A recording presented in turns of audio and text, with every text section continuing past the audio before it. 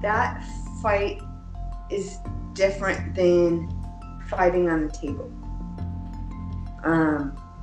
That fight is, oh, I can wake up. I can see again.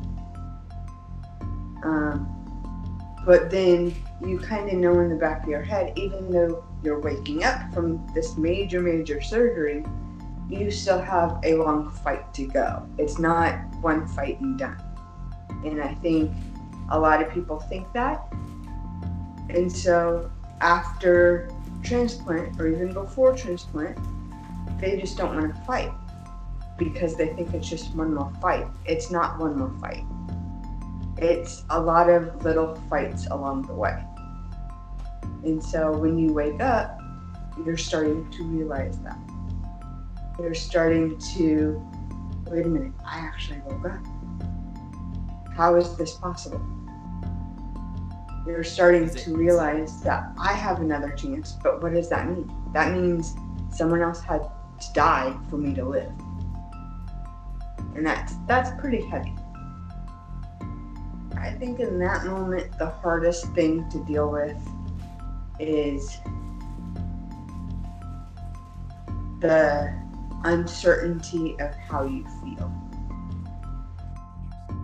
Because even before transplant, you have to realize and take into account that someone's going to have to die for you to live. So you already know that going in.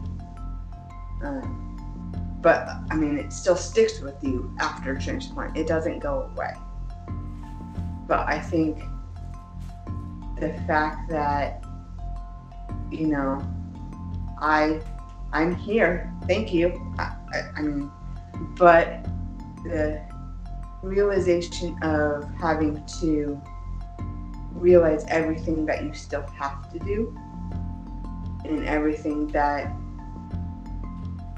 you underestimated that you have to do, because even though it was told to me, I didn't remember everything after transplant that I had to do.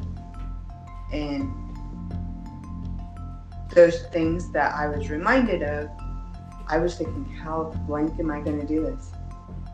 I can't do this. So why did I go through all that heartache? The heart definitely plays a part in how you feel different. It's a major organ. At first, when you wake up, honestly, you're just thankful to be here. You're not really paying too much attention to the organ that got you here. But no, there's been some, I don't want to say phenomenon, but there's been some talk of different things that organs let you know. Like my experience was when I was able to get back driving again, which was months after the recovery. I would get this voice, and that's the best way I can explain it. This voice inside my heart. It wasn't in my head. Saying, don't get in the car. And will actually scream at me, like, don't get in the car. Because every time I have not listened to that, I've gotten into an accident. It feels like I'm not alone. You know, nobody wants to be alone in life. And so it's kind of reassuring because of that. But then again, when it really speaks to you, when you really listen to it, it kind of freaks you out. Because you're thinking, wait, it's my heart now. I'm healthy, it's my organ. So why is it talking to me? Why is it making it so pronounced that it's there?